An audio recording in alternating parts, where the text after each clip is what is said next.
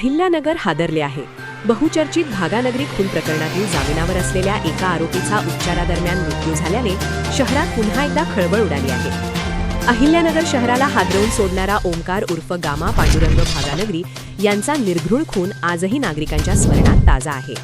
19 जून 2023 रोजी बालिकाश्रम रोड परिसरात भर रस्त्यात तलवारीने वार करत ही थरारक हत्या करण्यात आली होती.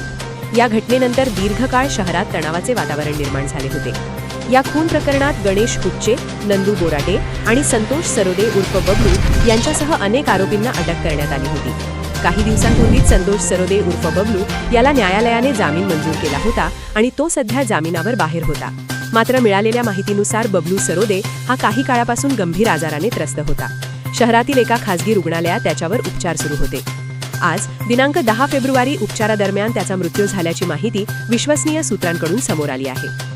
भागानगरी खून प्रकरण आधीच शहरात मोठ्या चर्चेचा विषय ठरले होते.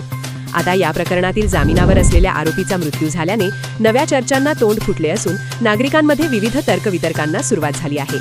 या घटनेबाबत पोलीस प्रशासनाकडून अधिकृत माहितीची प्रतीक्षा आहे. प्रकरणाच्या पुढील घडामोडींसाठी आमच्यासोबत रहा.